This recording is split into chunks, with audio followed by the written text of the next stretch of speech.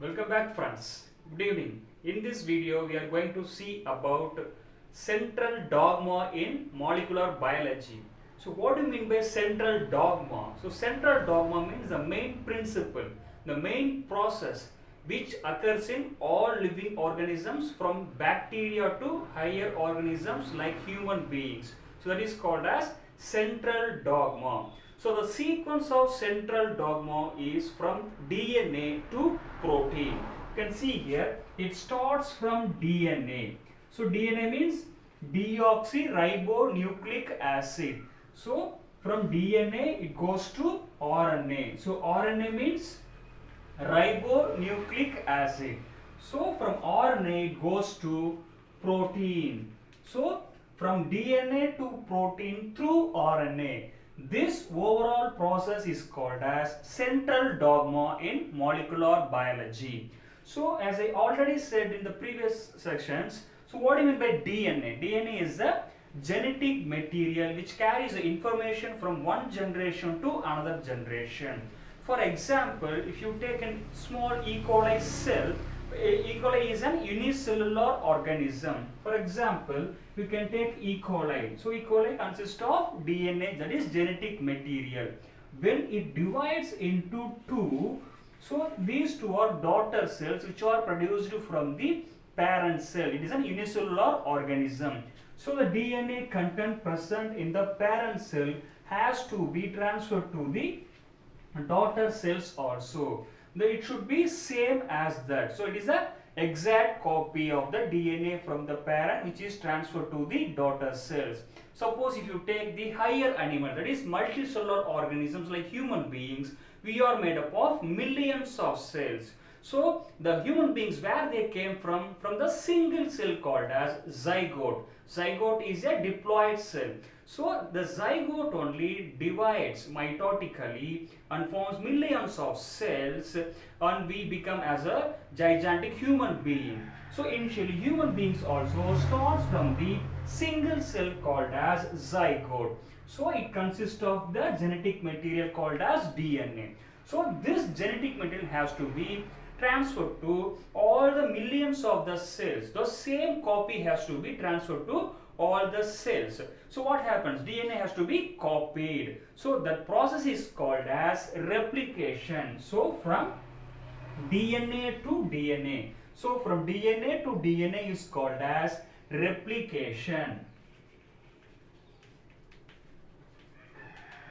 So replication is the process by which the DNA produces the copy of the DNA molecule. So how you can remember? For that I will give one example. Imagine a teacher in a classroom as a cell, that is a zygote cell.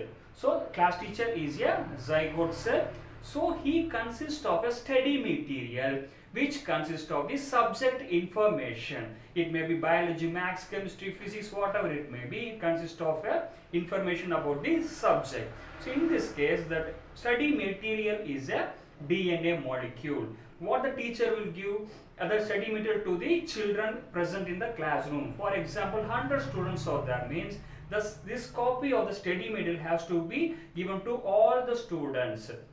So imagine the classroom as a single multicellular organism. So many cells are there, so many students are there. The same copy of the study material has to be transferred to each and every children. So what happens? The study material has to be taken photocopies through Xerox. Okay, through Xerox what they will do? They will be taking the photocopies. The exact copies of the study material will be distributed to the students. What happens?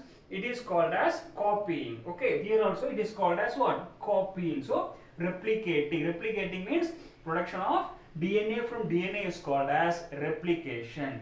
So now let's go to the next process. In next process what happens? You can see here the DNA has to be converted into RNA molecule. So this process is called as transcription.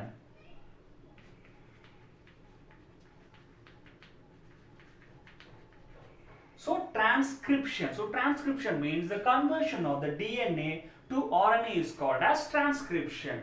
So for the same example I will be giving you. For example, the same thing, the material which the teacher has been transferred to the children.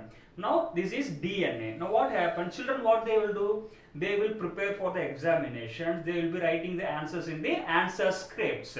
So each and every student will not be writing the answers in the same way. So each student will be having their own style, their own slang, their own language will be there. So that is what the information which is present in the DNA will be converted into the another message called as RNA. That is message. The message in the information DNA will be converted to the message called as RNA. So students, what they have learned from the study material, what they got the information from the teacher will be transferred into answer in the answer scripts. So you can imagine like that. So it is called as transcription. Now what happens, that RNA will be converted into protein molecule. So that is the last process. So this process is called as translation. So translation. So translation means conversion of RNA into protein molecule is called as translation. So again the same example you can take.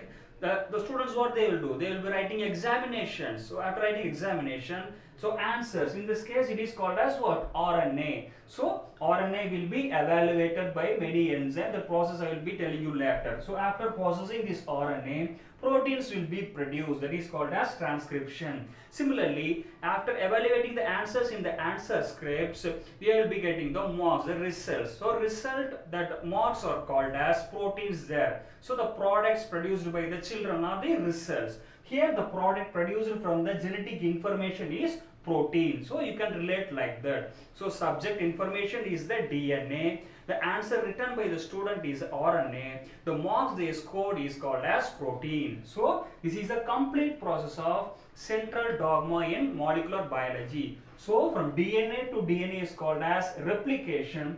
DNA to RNA is called as transcription. And RNA to protein is called as translation. In next session we will be seeing about this replication, transcription, translation, one by one. Detailedly we will be discussing about all these topics. Thank you friends. Thank you for watching this video.